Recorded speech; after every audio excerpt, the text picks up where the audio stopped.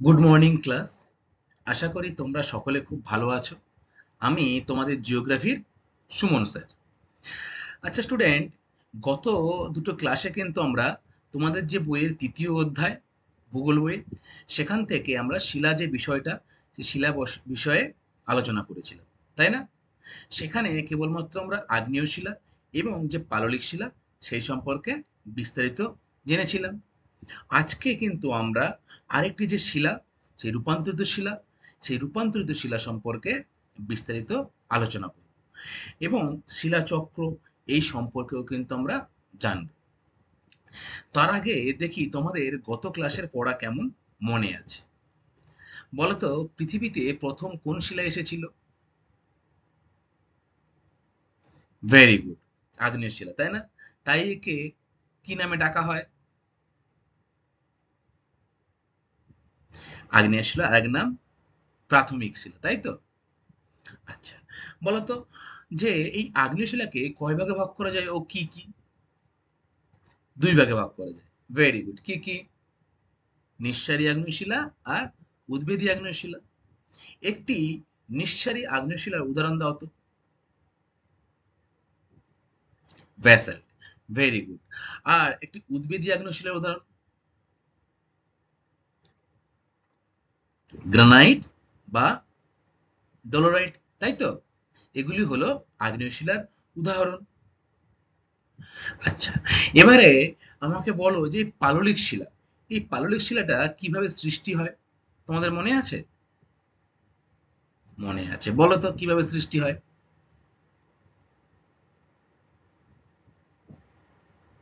আচ্ছা, very good. দেখো, এই যে আগ্নেয় শিলা, এই আগ্নেয় শিলা কিন্তু বহুদিন ধরে যে পৃথিবীর বর্জিত প্রক্রিয়া, সেই প্রক্রিয়ার দ্বারা কিন্তু ক্ষয়প্রাপ্ত হয়ে নদী বা সমুদ্রের তলদেশে বহু বছর ধরে ধীরে ধীরে জমা হয়ে শক্ত ও কঠিন হয়ে কিন্তু পাললিক শিলাটা সৃষ্টি হয়, তাই তো? আচ্ছা, পাললিক শিলার কয়েকটি উদাহরণ বলো তো।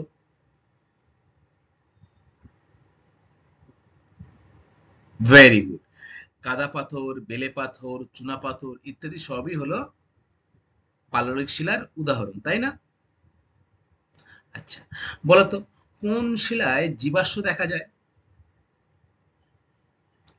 বাহ, পাললিক শিলায়। কেন পাললিক শিলায় জীবাশ্ম দেখা যায় তোমরা বলতে পারবে? Very good. পাললিক শিলা কিন্তু সমুদ্রের তলদেশে বা নদীর তলদেশে কিন্তু বহু বছর ধরে ধীরে ধীরে যে ক্ষয়প্রাপ্ত পদার্থগুলো আগ্নেয় শিলা, সেগুলো স্তরে স্তরে কিন্তু জমা হয়। যখন এটি জমা হচ্ছে, তার মাঝখানে যদি কোনো প্রাণী বা উদ্ভিদের দেহাবশেষ পড়ে যায়, তার ছাপ কিন্তু, তার যে প্রস্তর ছাপ, সেই প্রস্তর ছাপ কিন্তু থেকে যায়। এইভাবেই কিন্তু জীবাশ্ম সৃষ্টি হয়, তাই তো? আচ্ছা, বলতো খনিজ তেল, বিভিন্ন যে প্রাকৃতিক গ্যাস, সেগুলো কোন শিলাতে বেশি পাওয়া যায়? পাললিক শিলা। আচ্ছা, এই যে তোমরা উদাহরণ বললে পাললিক শিলার, চুনা পাথর, বেলে পাথর আর কাদা পাথর, এগুলো দিয়ে কিন্তু বিভিন্ন জিনিসের বা বিভিন্ন কাজে কিন্তু এগুলো লাগে, তাই না? তেমনি সিমেন্ট তৈরিতে বা লৌহ ইস্পাত শিল্পে কিন্তু একটি পাললিক শিলা ব্যাপকভাবে প্রয়োজন হয়। বলতে পারবে কোনটা? বলো তো। Very good. চুনা পাথর কিন্তু লৌহ ইস্পাত শিল্প এবং যে সিমেন্ট তৈরিতে কিন্তু ব্যাপকভাবে লাগে। আচ্ছা, লালকেল্লা, তারপরে উদয়গিরি, খণ্ডগিরি, সোনার কেল্লা, জয়সলমীরের এই যে জিনিসগুলো, এই যে স্মৃতিসৌধ বা স্থাপত্যগুলো, এগুলো কিন্তু একটি নির্দিষ্ট পাথরে নির্মিত হয়েছে, এই নির্দিষ্ট পাললিক শিলায় নির্মিত হয়েছে। সেই পাললিক শিলা কোনটি তোমরা বলতে পারবে? Very good. বেলে পাথরে কিন্তু এগুলি নির্মিত হয়েছে, তাই তো? আচ্ছা, তাহলে আরেকটি প্রশ্ন আমাকে উত্তর দাও স্টুডেন্ট, যে কেলাসের গঠন দেখা যায় কোন শিলায়? Very good. আগ্নেয় শিলায় কিন্তু কেলাসের গঠন দেখা যায়, তাই না? কেলাসের গঠনটা দেখতে কেমন? মিছরির টুকরো বা চিনির দানার মতো দেখতে স্বচ্ছ এবং উজ্জ্বল হয় গ্লাস, তাই তো? Very good. তাহলে তোমরা কিন্তু গত ক্লাসের পড়া যথেষ্ট মুখস্থ করেছো। সকলকে অসংখ্য ধন্যবাদ। আজকে কিন্তু আমরা যে শিলার বিষয়টি নিয়ে আলোচনা করব সেটা হলো কিন্তু রূপান্তরিত শিলা। তাহলে চলো আজকের ক্লাসটা আমরা রূপান্তরিত শিলা দিয়ে শুরু করি। উৎপত্তি এবং বৈশিষ্ট্যের উপরে ভিত্তি করে শিলাকে কিন্তু আমরা প্রধানত তিনটি ভাগে ভাগ করতে পারছি। এটা কিন্তু তোমরা প্রথমেই জেনেছিলে, তাই না? সেখানে যেটা পৃথিবীতে প্রথম এসেছে তাকে বলা হয় আগ্নেয় শিলা বা প্রাথমিক শিলা। এরপরে আগ্নেয় শিলাই থেকেই কিন্তু ধীরে ধীরে পাললিক শিলার সৃষ্টি হয়েছে। আগ্নেয় শিলাকে আমরা আবার দুটি ভাগে ভাগ করেছিলাম, এক নিঃসারী, দুই উদ্বেদী। আবার উদ্বেদীকে আবার কিন্তু দুটো ভাগে ভাগ করেছিলাম, কি কি? উপপাতালিক আর পাতালিক, তাই তো? এবারে আজকের যে আলোচ্য বিষয় রূপান্তরিত শিলা, এই রূপান্তরিত শিলা কিন্তু হলো আগ্নেয় শিলা আর পাললিক শিলার রূপান্তরিত রূপ। তাহলে আমরা কিন্তু আজকে ক্লাসে প্রথমে জেনে নেব যে রূপান্তরিত শিলা কাকে বলে বা এর যে উদাহরণগুলি কি কি সেইগুলি সম্পর্কে।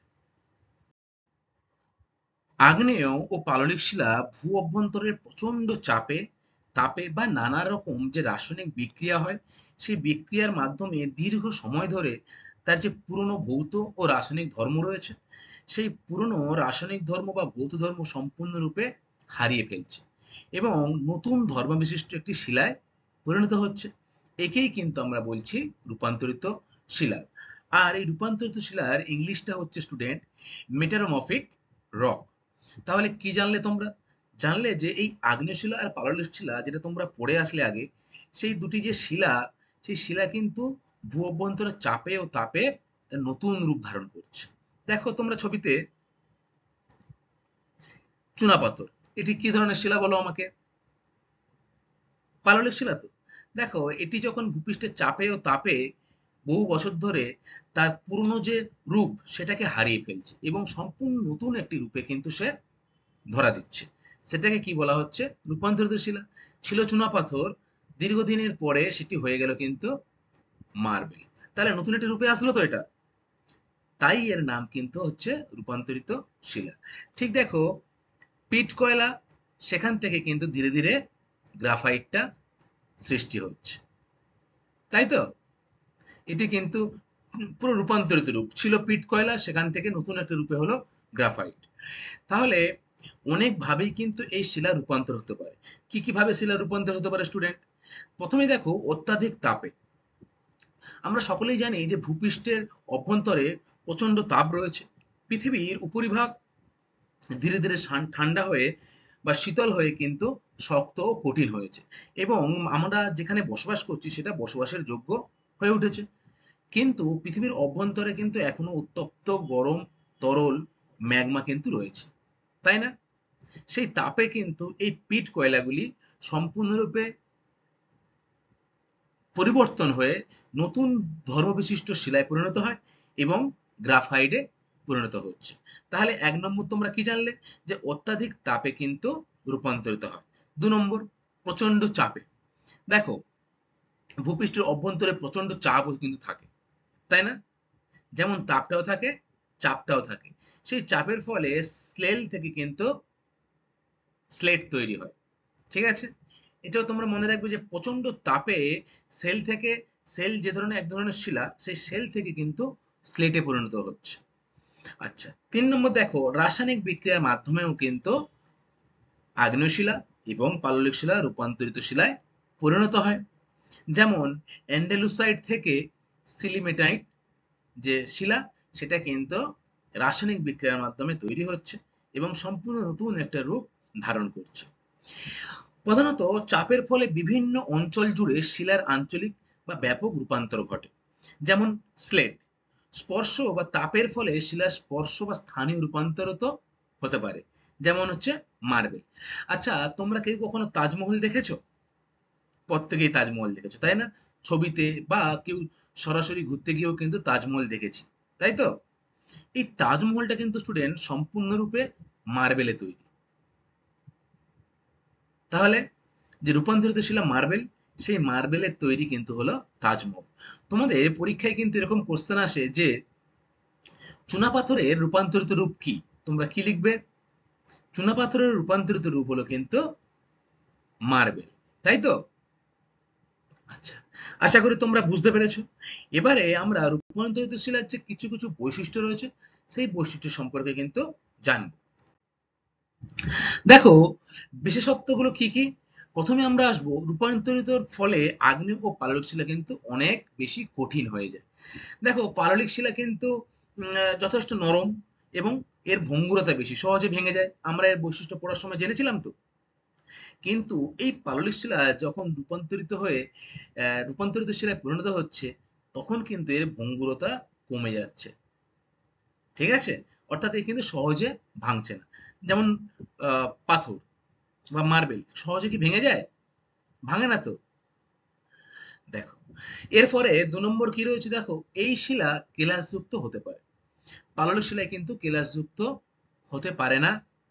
আগ্নেয় শিলায় কেলাসযুক্ত থাকে, কারণ আগ্নেয় শিলা যখন সৃষ্টি হয় তার পাথরের মধ্যে কিন্তু জল, সেগুলো জলীয় বাষ্পে পরিণত হয়ে কেলাস সৃষ্টি করত। তাই তো, এটা আমরা জেনেছিলাম তো। কিন্তু পাললিক শিলায় কিন্তু যেহেতু স্তরে স্তরে ভাঁজ খেয়ে এটা তৈরি হচ্ছে, তাই পাললিক শিলায় কিন্তু কেলাস লক্ষ্য করা যায় না। অপরদিকে রূপান্তরিত শিলায় কিন্তু আবার কেলাসযুক্ত গঠন আমরা দেখতে পাই। কেলাসযুক্ত গঠন কেমন দেখতে স্টুডেন্ট, মনে আছে? ভেরি গুড, চিনির দানার মতো বা মিছরির টুকরোর মতো, তাই না? স্বচ্ছ এবং উজ্জ্বল, সেটাকে আমরা কি বলবো? কেলাসযুক্ত গঠন। আচ্ছা, এরপরে দেখো আগ্নেয় শিলা রূপান্তরিত হলে তা আগের তুলনায় অনেক মসৃণ, চকচকে ও কেলাসিত হয়ে ওঠে। দেখো আগ্নেয় শিলা কিন্তু পৃথিবীতে প্রথম এসেছে এবং সেটি বহুদিন ধরে বিভিন্ন রাসায়নিক বা ভৌত বা ভূঅভ্যন্তরের চাপে ও তাপে যখন নতুন রূপ ধারণ করছে, তখন কিন্তু সেটা অনেকটা মসৃণ, চকচকে ও কেলাসিত হয়ে উঠছে। এরপরে রয়েছে পাললিক শিলা রূপান্তরিত হলে তার ভঙ্গুরতা কমে যায়। একটু আগেই তোমাদের আমি বললাম যে পাললিক শিলা ভঙ্গুরতা বেশি ছিল, কিন্তু রূপান্তরিত হওয়ার পর এর ভঙ্গুরতা দিনের পর দিন কিন্তু আরো কমে যাচ্ছে, মানে সহজে কিন্তু এটা ভাঙে না, কঠিন পদার্থে পরিণত হচ্ছে। তারপর দেখো স্টুডেন্ট, রূপান্তরণের ফলে শিলার ভিতরে যে খনিজের অবস্থান তার পরিবর্তন হচ্ছে। তখন একই ধর্মবিশিষ্ট খনিজ শিলায় একদিকে কাছাকাছি চলে আসছে। রূপান্তরের ফলে শিলা কি হচ্ছে, শিলার যে ভেতরের অবস্থান সেটাও কিন্তু পরিবর্তন ঘটছে। ফলে শিলার মধ্যে যে একই ধর্মবিশিষ্ট জিনিসগুলো সেগুলো পরে পরে কাছে চলে আসছে, ফলে শিলাটাকে কিন্তু ভাগ করে দিচ্ছে। তারপরে প্রচন্ড তাপ ও চাপে রূপান্তরণের সময় পাললিক শিলার মধ্যস্থ জীবাশ্মগুলো কিন্তু নষ্ট হয়ে যাচ্ছে। আমরা একমাত্র জীবাশ্ম লক্ষ্য করেছিলাম কোথায় স্টুডেন্ট?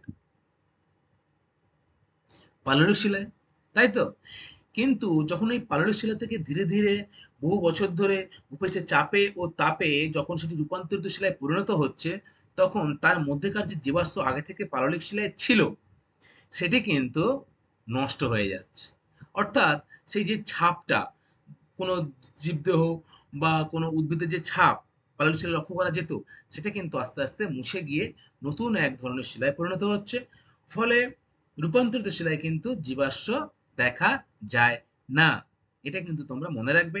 কেবলমাত্র শিলাগুলির মধ্যে পাললিক শিলাতেই জীবাশ্ম লক্ষ্য করা যায়। আচ্ছা, এটা হলো রূপান্তরিত শিলার কিছু বৈশিষ্ট্য। এরপরে আমরা কিছু উদাহরণ সম্পর্কে জানবো। অর্থাৎ কোন কোন আগ্নেয় শিলা বা পাললিক শিলা রূপান্তরিত শিলায় পরিণত হয়েছে এবং তাদের নাম কি, সেইগুলো সম্পর্কে কিন্তু এবার আমাদের জানতে হবে। দেখো কয়েকটি শিলার রূপান্তরিত রূপ। তাহলে প্রথমে আছে গ্রানাইট, ব্যাসাল্ট, এই দুটি কিন্তু হলো আগ্নেয় শিলা, তাই তো। এই আগ্নেয় শিলা দুটি রূপ পরিবর্তন করে ভূগর্ভের অভ্যন্তরে যখন প্রচন্ড তাপ, চাপ, যেগুলো আমরা একটু আগে জানলাম, সেগুলোর ফলে কিন্তু বহু বছর ধরে গ্রানাইট থেকে অন্য একটি সম্পূর্ণ নতুন শিলায় রূপান্তরিত হচ্ছে, তাকে আমরা বলবো রূপান্তরিত শিলা। দেখো গ্রানাইটের রূপান্তরিত শিলার নাম কিন্তু হলো নিস। তাহলে তোমরা কি মনে রাখবে, যে গ্রানাইটের রূপান্তরিত শিলার নাম কিন্তু হলো নিস। এবার ব্যাসাল্ট, ব্যাসাল্ট শিলা, দেখো ব্যাসাল্টটা ছিল ঠিক এরকম, এটি পরিবর্তন হয়ে তৈরি হয়েছে অ্যাম্বিবোলাইট। অ্যাম্ফিবোলাইট। তাহলে তোমাদের পরীক্ষায় যদি বলে যে ব্যাসাল্টের রূপান্তরিত রূপ কি? তোমরা কি বলবে? অ্যামফিবোলাইট। Very good. এরপরে দেখো বেলে পাথর, চুনা পাথর, এগুলো কিন্তু হলো কি শিলা? পাললিক শিলা না? এই পাললিক শিলার রূপান্তরিত রূপগুলি কি কি? চলো দেখি। প্রথমে দেখবো আমরা বেলে পাথর। বেলে পাথর কিন্তু রূপান্তরিত হয়ে কোয়ার্টজাইট সৃষ্টি হচ্ছে, আর চুনাপাথর রূপান্তরিত হয়ে কিন্তু সৃষ্টি হচ্ছে মার্বেল, যা থেকে তাজমহল তৈরি হয়, বাড়ির মেঝে তৈরি হয়। তোমাদের কারো না কারোর বাড়িতে মেঝে দেখবে পাথরের হয়, ওটা কিন্তু মার্বেল পাথর। ঠিক আছে? আচ্ছা, তাহলে বেলে পাথর থেকে স্টুডেন্ট কি হচ্ছে?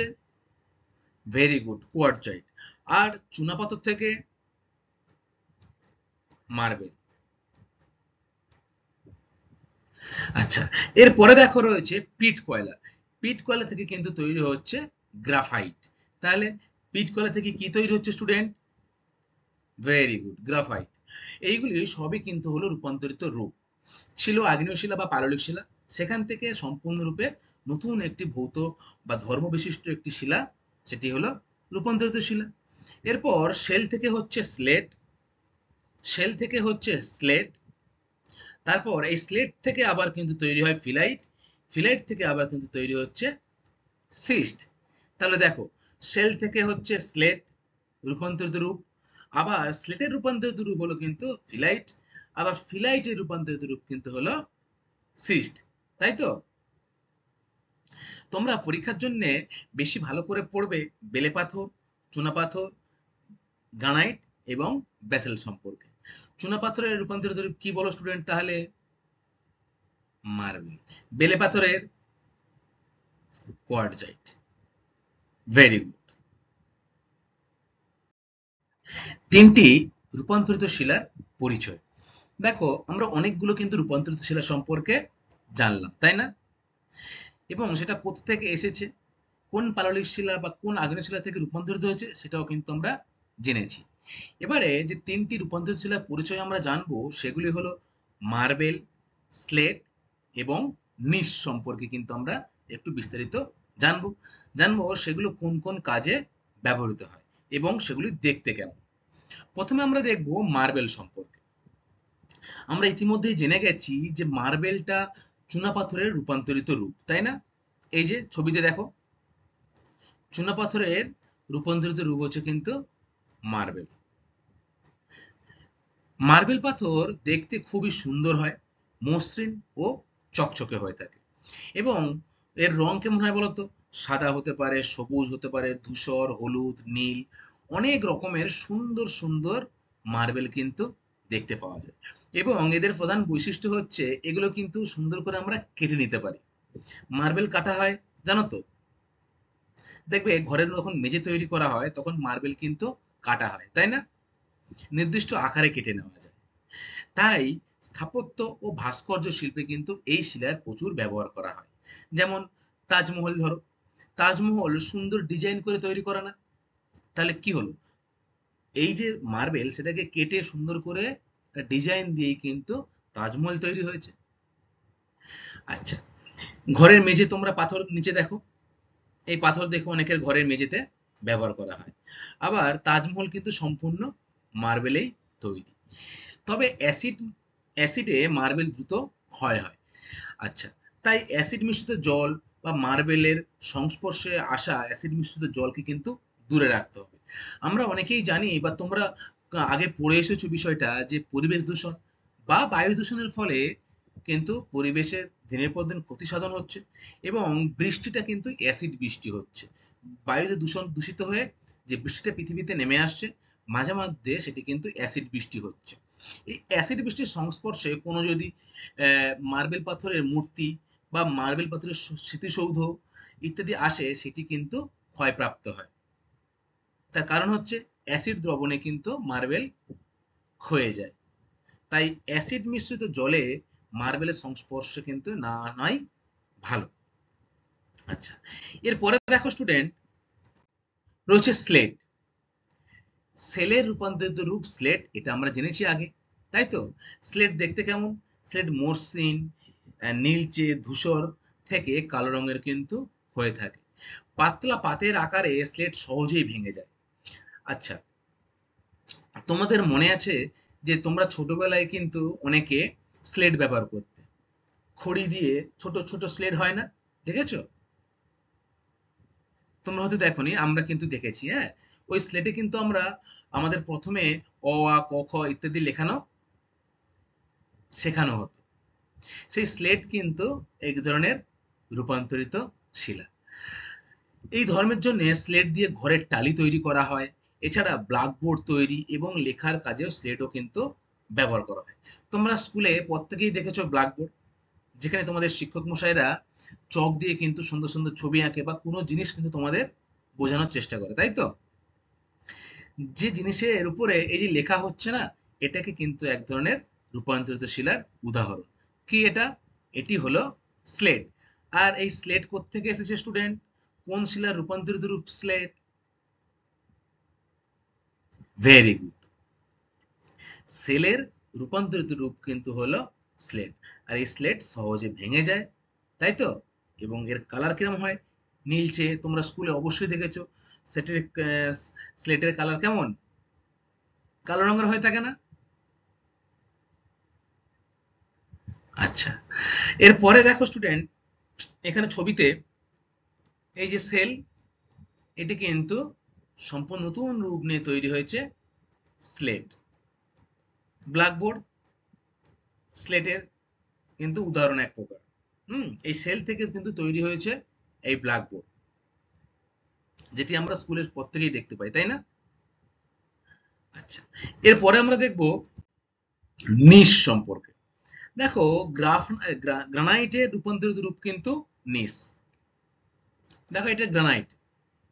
এটি ভূপৃষ্ঠের চাপে ও তাপে এবং রাসায়নিক পরিবর্তনের ফলে কিন্তু সম্পূর্ণ নতুন একটি রূপ পাচ্ছে। দেখতে কেমন ছিল এটা? ধূসর রঙের ছিল না? দেখো, একটা নতুন রূপ পাচ্ছে, কালো এবং হালকা সাদা কিন্তু একটা স্তর বিশিষ্ট শিলায় পরিণত হচ্ছে, যে শিলার নাম কিন্তু হলো নিস। তাহলে তোমরা মনে রাখবে যে গ্রানাইটের রূপান্তরিত রূপ কিন্তু হলো নিস। আচ্ছা, এর বৈশিষ্ট্যগুলো চলো দেখি আমরা। নিস শক্ত, ক্ষয় প্রতিরোধী শিলা। খুবই কিন্তু শক্ত, কিন্তু সহজে ক্ষয় হয় না, ঠিক আছে? এতে অনেক সময় বলয়ের আকারে খনিজগুলো একসাথে থাকে। অনেকগুলো খনিজ একসাথে কিন্তু বলয়ের আকারে এই নিচের মধ্যে অবস্থান করে। এই ধরনের নিচকে ব্যান্ডেড নিচ বলা হয়। আচ্ছা, এর থেকে আমরা যে সুবিধাগুলো পাই বা এই যে নিচের যে ব্যবহার, সেগুলো সম্পর্কে আমাদের একটু এবার জানতে হবে। দেখো, এর থেকে নির্দিষ্ট খনিজ সংগ্রহ করতে সুবিধা হয় বলে রাস্তাঘাট নির্মাণ বা বিভিন্ন যে অন্যান্য নির্মাণ কাজ, সেই নির্মাণ কাজে কিন্তু প্রচুর পরিমাণে এই নিস শিলার ব্যবহার হয়ে থাকে। তাহলে নিস কি?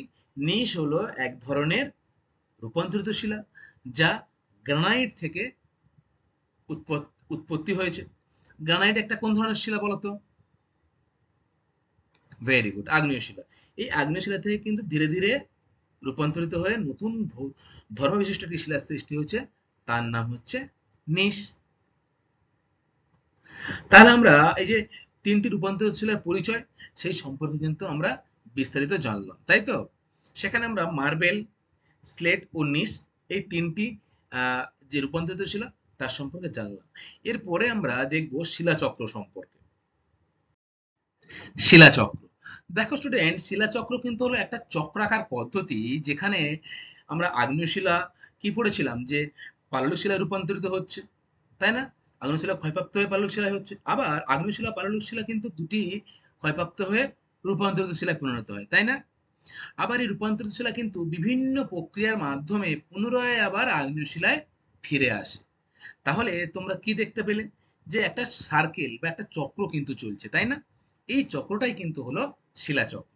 এবারে এটি কিভাবে কাজ করে, চলো আমরা একটু দেখে নিই। দেখো, অগ্নুদ্গমের মাধ্যমে বা ভূপৃষ্ঠের কোনো দুর্বল ছিদ্ররূপে বা গহ্বর দিয়ে ম্যাগমা যখন ভূপৃষ্ঠের বাইরে লাভা রূপে বেরিয়ে আসে, অথবা ভূপৃষ্ঠের অভ্যন্তরে শীতল ও কঠিন হয়ে জমাট বেঁধে কিন্তু আগ্নেয় শিলার সৃষ্টি করছে, তাই তো? পরে এই আগ্নেয় শিলাই কিন্তু আবার নদী, বায়ু, হিমবাহ, বিভিন্ন যে প্রাকৃতিক শক্তি, সেই শক্তির দ্বারা ক্ষয়প্রাপ্ত হচ্ছে এবং অপসারিত হচ্ছে। অপসারিত হয়ে কোথায় পড়ছে? সমুদ্রের তলদেশ, নদীর তলদেশ, তাই না? বা হ্রদের তলদেশে। এবং সেখানে কিন্তু বহু বছর ধরে ধীরে ধীরে সঞ্চিত হচ্ছে এবং কঠিন হয়ে পাললিক শিলার সৃষ্টি করছে। আবার এই যে আগ্নেয় শিলা আর পাললিক শিলা দু ধরনের শিলা আমরা জানলাম, সেটি ভীষণ তাপ, অভ্যন্তরের তাপ, চাপ অথবা যে রাসায়নিক বিক্রিয়ার মাধ্যমে দীর্ঘ সময় ধরে পরিবর্তন হয়ে কিন্তু রূপান্তরিত শিলায় পরিবর্তন হচ্ছে, তাই তো? তাহলে এই তিনটে কিন্তু আমরা অলরেডি জেনে এসেছি। দেখো, তোমরা ছবিটা দেখতে পেলে বুঝতে পারবে, এটা কিন্তু হলো পলি। এই পলি থেকে কিন্তু ধীরে ধীরে দেখো পাললিক শিলায় পরিণত হয়েছে। সেটি স্তরে স্তরে সঞ্চিত হয়ে জমাট বেঁধে কিন্তু এই যে আগ্নেয় শিলাটা, এই আগ্নেয় শিলা ধীরে ধীরে কিন্তু পলিতে পরিণত হচ্ছে বিভিন্ন যে প্রাকৃতিক শক্তি তার দ্বারা, এবং ভূপৃষ্ঠের তাপে ও চাপে দেখো রূপান্তরিত হয়ে নতুন একটি শিলায় পরিবর্তন হয়েছে। তাকে আমরা কি বলছি? রূপান্তরিত শিলা। আর আগ্নেয় শিলা কিন্তু সবার প্রথমে এসেছে, তাই না? তাই প্রাথমিক শিলা এটি, এটিই কিন্তু ক্ষয়প্রাপ্ত হয়ে পাললিক শিলায় সৃষ্টি করছে, তাই তো? এই অবধি কিন্তু আমরা আগেই জেনে এসেছি। এরপরে দেখো স্টুডেন্ট, এই যে প্রক্রিয়া, এই প্রক্রিয়াটা বহু বছর পর তিন ধরনের শিলা আবার যদি ভূ আলোড়নের ফলে ভূগর্ভে প্রবেশ করলে ম্যাগমায় পরিণত হয়। অর্থাৎ হঠাৎ কোনো ধরো ভূমিকম্প হলো বা ভূ আলোড়নের ফলে উপরের মাটিটা নিচে চলে গেল, ফলে কি হলো, যে শিলাগুলো তৈরি হয়েছিল বা রূপান্তরিত শিলা তৈরি হয়েছিল সেগুলো কিন্তু আবার ভূগর্ভে চলে গেল। তারপরে ভূগর্ভে কি রয়েছে? ম্যাগমা রয়েছে। সেই ম্যাগমার সাথে মিশে কিন্তু এটি ম্যাগমাতে বা তরলে পরিণত হলো। এই ম্যাগমা থেকে আগ্নেয় শিলার আবার সৃষ্টি হচ্ছে। আবার কখনো রূপান্তরিত শিলা বিভিন্ন যে প্রাকৃতিক শক্তি তার দ্বারা ক্ষয়প্রাপ্ত হচ্ছে, অপসারিত হচ্ছে, নদী, সমুদ্র বা হ্রদের তলদেশে সঞ্চিত হয়ে জমাট বেঁধে কিন্তু আবার সেই পাললিক শিলার সৃষ্টি করছে, তাই তো? তাহলে তোমরা কি দেখতে পেলে, যে রূপান্তরিত শিলা ভূ আলোড়নের ফলে ভূ অভ্যন্তরে গিয়ে ম্যাগমার সৃষ্টি করছে। এই ম্যাগমা আবার ভূগর্ভের ফাটল দিয়ে কিন্তু বাইরে বেরিয়ে এসে আগ্নেয় শিলার সৃষ্টি করছে, তাই না? এই আগ্নেয় শিলা কিন্তু আবার ধীরে ধীরে যে পৃথিবীর বাইরের শক্তি দ্বারা পরিচালিত হয়ে সমুদ্র বা নদীর তলদেশে সঞ্চিত হয়ে কিন্তু পাললিক শিলার সৃষ্টি করছে। প্রকৃতিতে শিলার উৎপত্তি এবং এক শিলা থেকে অন্য শিলার রূপান্তর একটি নির্দিষ্ট নিয়মে চক্রাকারে কিন্তু আবর্তিত হয়ে চলেছে। এইভাবে ক্রমান্বয়ে তিন প্রকার শিলার বিভিন্ন পদ্ধতিতে চক্রাকারে আবর্তনের সম্পূর্ণ প্রক্রিয়াটাই হলো কিন্তু শিলাচক্র। আশা করি তোমরা বুঝতে পেরেছো। দেখো, এই যে রূপান্তরিত শিলা, সেই রূপান্তরিত শিলা ভূগর্ভস্থ আবার গলন হচ্ছে, ভূগর্ভে চলে যাচ্ছে, সেখানে এই যে গলিত ম্যাগমার সাথে মিশে ম্যাগমা তৈরি হচ্ছে, সেখান থেকে আবার কিন্তু কঠিন তোমার অগ্নুৎপাতের মাধ্যমে ম্যাগমা বাইরে লাভা রূপে বেরিয়ে এসে কঠিন এবং শক্ত হয়ে কিন্তু আবার সেই পুনরায় আগ্নেয় শিলার সৃষ্টি করছে। এইভাবে কিন্তু এই যে চক্রাকারে আবর্তিত হয়ে চলেছে এই পদ্ধতিটা, এবং এই যে তিন প্রকার শিলা সেটা কিন্তু নির্দিষ্ট চক্রাকার পদ্ধতিতে এবং নির্দিষ্ট একটি বহু বছর ধরে কিন্তু সেটা এই প্রক্রিয়াটা চলতে থাকছে। তাহলে এটাই কিন্তু হলো শিলাচক্র। আশা করি তোমরা শিলাচক্র সম্পর্কে বুঝতে পেরেছো। পুনরায় আবার তার পুরনো জায়গায় ফিরে যাচ্ছে শিলা, সেটাকে আমরা তাহলে এক কথায় কি বলবো? শিলাচক্র, তাই তো? এবারে আমরা জানবো ভূমিরূপের উপরে শিলা কেমন প্রভাব পড়ে সেই সম্পর্কে। আচ্ছা, তোমরা কেউ কখনো রাঁচি বা ঝাড়গ্রাম বা ঝাড়খণ্ডে ঘুরতে গেছো? ওখানে কিন্তু ভারতের যে খনিজ ভান্ডার সেটি রয়েছে, কি বলতো তার নাম? ছোটনাগপুর মালভূমি। এই ছোটনাগপুর মালভূমি কিন্তু স্টুডেন্ট গ্রানাইট শিলায় গঠিত। অর্থাৎ এখানে কিন্তু নানা ধরনের খনিজ পাওয়া যায়, যেমন ম্যাঙ্গানিজ, লোহা, বক্সাইট, তামা, ডলোরাইট ইত্যাদি যে আহ, খনিজ সম্পদ, সেই খনিজ সম্পদ কিন্তু ওখানে পাওয়া যায়। এই যে ছোটনাগপুর মালভূমি অঞ্চল সমগ্র রাঁচি সহ সেটি কিন্তু গ্রানাইট শিলায় গঠিত। এই প্রাচীন শিলা গঠিত ভূমিরূপ সাধারণত গোলাকার হয়।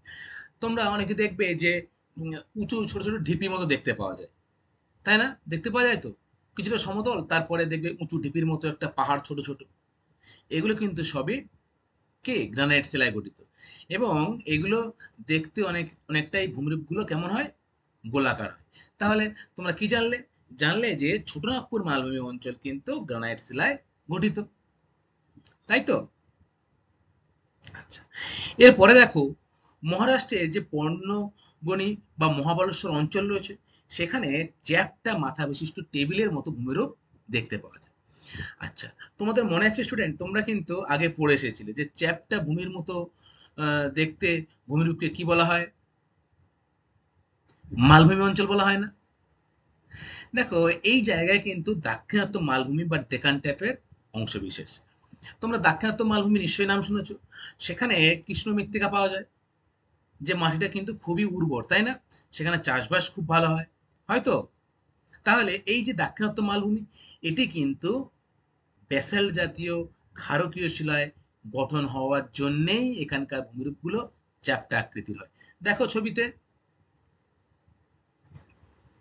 এটি কিন্তু হলো ডেকান ট্রাপ অঞ্চল বা দাক্ষিণাত্য মালভূমি অঞ্চল, যেখানে খুবই উর্বর কৃষ্ণ মৃত্তিকা লক্ষ্য করা যায়।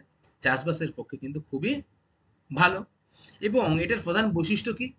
সেখানে ব্যাসাল্ট জাতীয় ক্ষারকীয় শিলায় গঠিত হওয়ায় এখানকার ভূমিরূপগুলি চ্যাপ্টা আকৃতির হয়। আর তোমরা একটু আগে যে ছোট নাগপুর মালভূমি যেটা গ্রানাইট শিলায় গঠিত, সেটা কেমন পড়লে? গোলাকার, তাই না?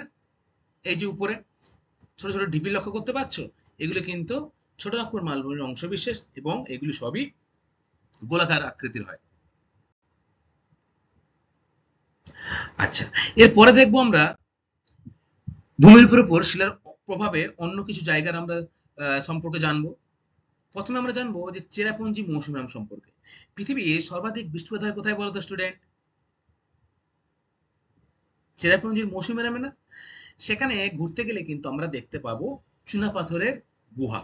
তাহলে চুনাপাথরের গুহা আমরা স্টুডেন্ট কোথায় গেলে দেখতে পাবো? ভেরি গুড, চুনাপাথরের গুহা কিন্তু আমরা দেখতে পাবো চেরাপুঞ্জি মৌসুমী নামে, তাই তো? আচ্ছা, এখানে দুটো বিষয় কিন্তু তোমাদের জানতে হবে। প্রথমটা হলো স্ট্যালাকটাইট এবং দ্বিতীয়টি হলো কিন্তু স্ট্যালাগমাইট। দুটি কিন্তু একটা সংজ্ঞা রয়েছে যেটি সম্পূর্ণ আলাদা। দেখো, আগে আমরা জানবো যে স্ট্যালাকটাইট কাকে বলে। আমরা চুনাপাথরের গুহা সম্পর্কে জানলাম, তাই তো, যেটা চেরাপুঞ্জিতে রয়েছে। সেখানে গেলে লক্ষ্য করা যায় যে গুহার ছাদ থেকে দণ্ডকে, যে ঝুলতে থাকা দণ্ড, সেটাকে কিন্তু বলা হয় স্ট্যালাকটাইট। এবং গুহার মেঝে থেকে উপরের দিকে যেটা জমছে চুনাপাথরের দণ্ডকে, তাকে আমরা বলছি কিন্তু স্ট্যালাগমাইট। দেখো, তোমরা ছবিতে দেখলে আরো স্পষ্ট ধারণা হবে তোমাদের। এই অংশটা কিন্তু হলো কি স্ট্যালাকটাইট। কেমন? দেখো, গুহার উপরে যে ছাদ, সেখান থেকে কিন্তু নিচের দিকে এটি ঝুলে রয়েছে, তাই না? এগুলো কি, এগুলো নিচের দিকে ঝুলে আছে তো উপরে ছাদ থেকে? এগুলোকে কিন্তু বলা হচ্ছে স্ট্যালাকটাইট। এগুলো দেখতে দণ্ডর মতো হয়। আর স্ট্যালাগমাইট কোনটা? যেটা গুহার নিচ থেকে অর্থাৎ মেঝে থেকে উপরের দিকে জমছে। দেখো, এই যে নিচ থেকে কিন্তু এগুলো ধীরে ধীরে উপরের দিকে জমছে, তাই তো? এগুলোকে কি বলা হচ্ছে? স্ট্যালাগমাইট। তাহলে তোমরা চুনাপাথর যুক্ত অঞ্চলে স্ট্যালাকটাইট এবং স্ট্যালাগমাইট কিন্তু গেলেই দেখতে পাবে। এই স্ট্যালাকটাইট ও স্ট্যালাগমাইট জুড়ে গিয়ে চুনাপাথরের স্তম্ভ তৈরি হয়। দেখো, দুটি কিন্তু বাড়ছে, বাড়তে বাড়তে দুটি কিন্তু জুড়ে যায়। এই জুড়ে তৈরি হবে কিন্তু চুনাপাথরের দণ্ড। আবার চুনাপাথরযুক্ত অঞ্চলে নদী বা বৃষ্টির জল মাটিতে দ্রুত ক্ষয় করে, ভূগর্ভে গিয়ে ছোট বড় নানা আকৃতির গর্ভের সৃষ্টি করে বা গর্তের সৃষ্টি করে। এই ধরনের ভূমিরূপের নাম কিন্তু হলো কাস্ট ভূমিরূপ। এটাও খুব ইম্পর্টেন্ট একটা বিষয় স্টুডেন্ট, তোমরা মনে রাখবে যে কাস্ট ভূমিরূপ কাকে বলে। কি বলবে তোমরা? চুনাপাথরযুক্ত অঞ্চলে নদী বা বৃষ্টির জল কিন্তু মাটিকে দ্রুত ক্ষয় করে। কারণ চুনাপাথরের প্রবেশতা কি বেশি না কম? প্রবেশতা যথেষ্ট বেশি। সেখানে কোনো তরল বা গ্যাসীয় পদার্থ কিন্তু খুব সহজে চুনাপাথরের মধ্যে প্রবেশ করতে পারে, তাই তো? ফলে যদি সেখানে চুনাপাথরের জায়গায় কোনো নদী বা বৃষ্টির জল পায়, সেটা কিন্তু খুব সহজে একটা বড় গর্তের আকৃতি সৃষ্টি করতে পারে। এই ধরনের ভূমিরূপের নাম কিন্তু হলো কাস্ট ভূমিরূপ। ঠিক আছে, এটা তোমরা মনে রাখবে স্টুডেন্ট যে চুনাপাথর যুক্ত অঞ্চলে কিন্তু কোনো বাঁধ বা কোনো জলাধার বা কোনো যে জনবসতি যুক্ত অঞ্চল, ঘরবাড়ি, রাস্তাঘাট ইত্যাদি কিন্তু তৈরি করা ঝুঁকি সম্পন্ন। কেন? কারণ বৃষ্টির জল বা কোন নদীর জল যদি সেখানে প্রবেশ করে, তাহলে কিন্তু খুব সহজেই সেখানে ধস নেমে যাবে, ব্যাপক ক্ষয়ক্ষতি কিন্তু হতে পারে, চুনাপাথর ক্ষয়ে যাবে। ফলে ভূমিরূপ যদি ক্ষয়ে যায়, তাহলে ঘরবাড়ি ধসে যাবে, রাস্তাঘাট নির্মাণ যেগুলো করা হচ্ছে সেগুলো ধসে যাবে, তাই তো? তাই চুনাপাথর যুক্ত অঞ্চলে বড় কোনো নির্মাণ কাজ না করাই শ্রেয়। আচ্ছা স্টুডেন্ট, আজকে কিন্তু আমরা আগ্নেয় শিলা, পাললিক শিলা আগেই জেনেছিলাম। আজকে আমরা জেনেছিলাম যে রূপান্তরিত শিলা সম্পর্কে, এবং তার সাথে আমরা শিলা চক্র এবং ভূমিরূপের যে বিভিন্ন শিলার প্রভাব সেই সম্পর্কে আমরা আজকে বিস্তারিত জানলাম। আজকের ক্লাসটা এই পর্যন্তই। এরপরে যতটা আমরা ক্লাস করালাম আজকে, সেখান থেকে কিছু গুরুত্বপূর্ণ প্রশ্ন আমি তোমাদের জন্য তৈরি করেছি। চলো সেগুলো আমরা একটু দেখে নিই। কয়েকটি গুরুত্বপূর্ণ প্রশ্ন। আচ্ছা, প্রথম প্রশ্ন দেখো স্টুডেন্ট, চুনাপাথরের রূপান্তরিত রূপ কি? খুব সহজ একটা জিনিস বলে ফেলো। মার্বেল। আচ্ছা বলো তো, তাজমহল কোন শিলায় গঠিত? রূপান্তরিত শিলায়। এবং কোন রূপান্তরিত শিলায়? ভেরি গুড, তাজমহল কিন্তু মার্বেলে গঠিত। বলো তো, তাজমহল কে নির্মাণ করেছিল, মনে আছে তোমাদের? আচ্ছা, তাজমহল নির্মাণ করেছিলেন শাহজাহান, তাই তো? আচ্ছা 2 নম্বর দেখো, গ্রানাইটের রূপান্তরিত রূপ কি? গ্রানাইটের রূপান্তরিত রূপ কিন্তু হলো স্টুডেন্ট নিস, যেটি রাস্তাঘাট নির্মাণ শিল্পেও কিন্তু ব্যবহার করা হয়ে থাকে। আচ্ছা 3 নম্বর দেখো, বেলে পাথরের রূপান্তরিত রূপ কি? বেলে পাথর এক ধরনের কি পাললিক শিলা। সেই পাললিক শিলা কিন্তু ভূগর্ভের প্রচন্ড চাপে ও তাপে সম্পূর্ণ নতুন ধর্ম বিশিষ্ট একটি শিলায় পরিণত হচ্ছে। সেটি কোন শিলা? কোয়ার্টজাইট। তাহলে বেলে পাথরের রূপান্তরিত রূপ কিন্তু হলো কোয়ার্টজাইট। নাম্বার 4 দেখো, সেল এর রূপান্তরিত রূপ কি? বলো সেলের রূপান্তরিত রূপ কি? সেলের রূপান্তরিত রূপ কিন্তু হলো স্লেট, যেটি আমাদের ব্ল্যাকবোর্ড তৈরি বা স্লেট তৈরিতে নির্মাণে কাজে লাগে। আচ্ছা 5 নম্বর দেখো, ছোটনাগপুর মালভূমি অঞ্চল কোন শিলায় গঠিত? ভেরি গুড, গ্রানাইট, তাই না? ছোটনাগপুর মালভূমি অঞ্চল কিন্তু সম্পূর্ণ গ্রানাইট শিলায় গঠিত। সেখানে কি কি খনিজ পাওয়া যায় স্টুডেন্ট? লৌহ আকরিক, ম্যাঙ্গানিজ, ডলোরাইট, তাই তো, ইত্যাদি যে খনিজগুলো সেখানে প্রচুর পরিমাণে পাওয়া যায়। এই কারণে কিন্তু ভারতের ছোটনাগপুর মালভূমি অঞ্চলকে কি বলা হয়? ভারতের খনিজ ভান্ডার বলা হয়। ঠিক আছে। আচ্ছা নাম্বার 6, দাক্ষিণাত্য মালভূমি অঞ্চল কোন শিলায় গঠিত? দাক্ষিণাত্য মালভূমি অঞ্চলের অপর নাম কিন্তু হলো ডেকান ট্যাপ। ঠিক আছে, এই ডেকান ট্যাপ অঞ্চল কোন শিলায় গঠিত স্টুডেন্ট? ব্যাসাল্ট জাতীয় শিলায় কিন্তু এই দাক্ষিণাত্য মালভূমি অঞ্চল গঠিত। এই দাক্ষিণাত্য মালভূমি অঞ্চলে কৃষ্ণ মৃত্তিকা বা কালো রঙের মাটি পাওয়া যায়, যা ফসল উৎপাদনের পক্ষে কিন্তু খুবই উপযুক্ত। তাই তো, এটা তোমরা জানো তো? জানো, ভেরি গুড। এরপরে দেখো নাম্বার 7, যে কাস্ট ভূমিরূপ কাকে বলে? দেখো এই কাস্ট ভূমিরূপ কিন্তু চুনাপাথর যুক্ত অঞ্চলে লক্ষ্য করা যায়। হুম, তাহলে এই কাস্ট ভূমিরূপ কাকে বলে, বলে ফেলো।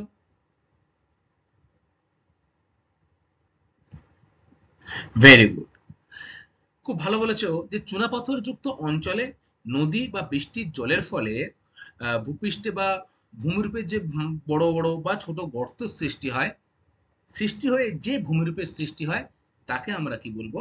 কাস্ট ভূমিরূপ, তাই তো? আচ্ছা, এরপরে দেখো রয়েছে, চুনাপাথরের গুহা ভারতের কোথায় দেখা যায়? চুনাপাথরের গুহা কিন্তু স্টুডেন্ট দেখা যায় ভারতবর্ষের চেরাপুঞ্জির মৌসুমী রামে, যেখানে পৃথিবীর সর্বাধিক বৃষ্টিপাত হয় মৌসুমী রাম, সেখানেই কিন্তু চুনাপাথরের গুহা লক্ষ্য করা যায়। আচ্ছা বলতো আমাকে, এই চুনাপাথরের গুহাতে কিন্তু স্ট্যালাক্টাইট ও স্ট্যালাগমাইট দেখা যায়। স্ট্যালাক্টাইটটা কি আর স্ট্যালাগমাইটটাই বা কি? স্ট্যালাক্টাইট হচ্ছে আহ, যে চুনাপাথরের গুহা সেখান থেকে উপর থেকে নিচের দিকে ঝুলে থাকে, সেটা হলো কিন্তু স্ট্যালাক্টাইট। আর স্ট্যালাগমাইট যে দণ্ডটি ভূপৃষ্ঠ থেকে ধীরে ধীরে উপরের দিকে, অর্থাৎ গুহার মধ্যে ভূপৃষ্ঠ থেকে ধীরে ধীরে উপরের দিকে ওঠে, সেটাকে কি বলবো আমি? স্ট্যালাগমাইট। এই দুটো মিলিত হয়েই কিন্তু তৈরি হয় চুনাপাথরের দণ্ড, তাই না? আচ্ছা, এরপরে দেখো স্টুডেন্ট, রাস্তাঘাট নির্মাণ কাজে কোন রূপান্তরিত শিলা প্রয়োজন হয়? তাহলে বলে ফেলো। নিস, তাই তো? তাহলে এই নিসটা কোন কোন আগ্নেয় শিলা থেকে আসছে, বা কোন আগ্নেয় শিলা রূপান্তরিত রূপ হচ্ছে নিস, যেটি রাস্তাঘাট নির্মাণ কাজে ব্যাপকভাবে লাগে? ভেরি গুড, গ্রানাইটের কিন্তু রূপান্তরিত রূপ হলো কিন্তু নিস, তাই না? আচ্ছা, তাহলে স্টুডেন্ট আজকে ক্লাসটা এই পর্যন্ত। এর পরের ক্লাসে আমি তোমাদের সাথে শিলার যে গঠনকারী খনিজ, অর্থাৎ শিলা থেকে কি কি গঠনকারী খনিজ সৃষ্টি হয়, খনিজের যে প্রভাব রয়েছে, এবং এই শিলা থেকে কিভাবে ধীরে ধীরে মাটির সৃষ্টি হয়, সেই সম্পর্কে কিন্তু বিস্তারিত আলোচনা করব। আজকের জন্য সবাইকে অসংখ্য ধন্যবাদ। Thank you class.